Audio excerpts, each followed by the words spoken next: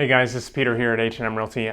So I work with a decent amount of clients that list their homes and their homes are vacant, nothing's in them, and they don't have any furniture in them. So I wanted to talk a little bit about staging and what the advantages are when you go to stage a home.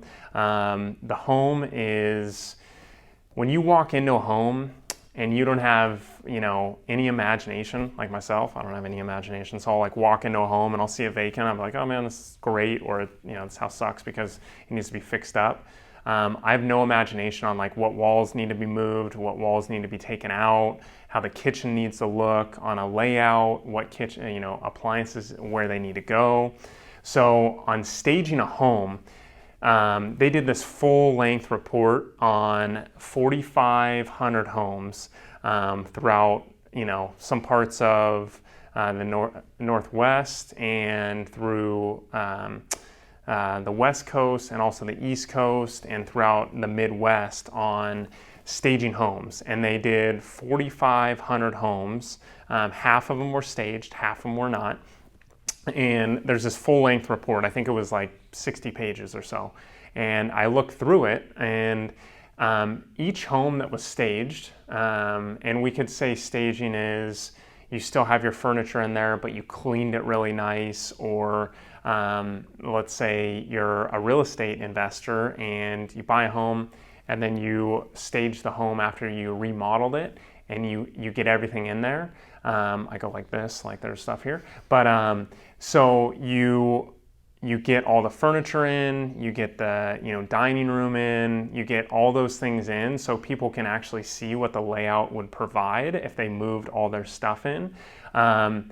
That is, so on that document that they tested, they did that huge test, 9% of those listings that either vice versa were staged or not. So it increased the value by 9% of the home. So if the home was selling and it was selling without staging, it sold for 9% less than it would if you actually staged the home or had the home, a professional stager come in and say, hey, we can leave your furniture here, but this is what I would do. Let me put some knickknacks on, the top of these desks. I would do this in the bathrooms. I would do this over here in the kitchen.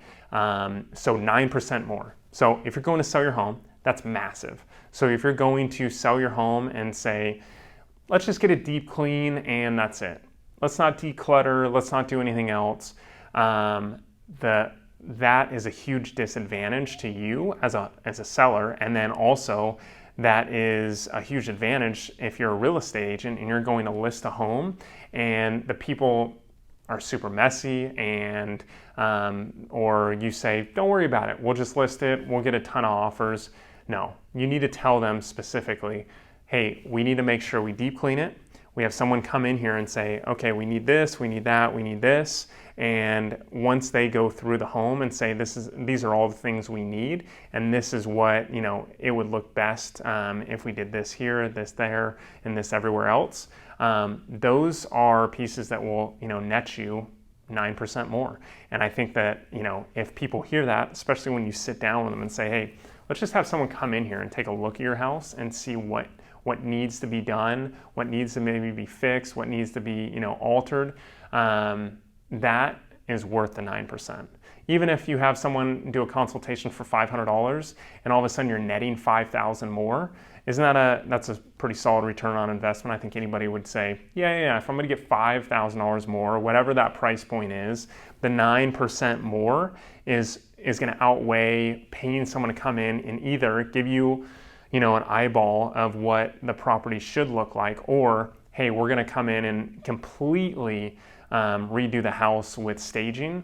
And at least in our market, if we use stagers, I used stagers on a property that was about 1,200 square feet, and they charged us, it was $1,900 for 3 months. And then after 3 months, I think it was an extra $100 each month until we sold and got the furniture out. We sold that property in 1 day.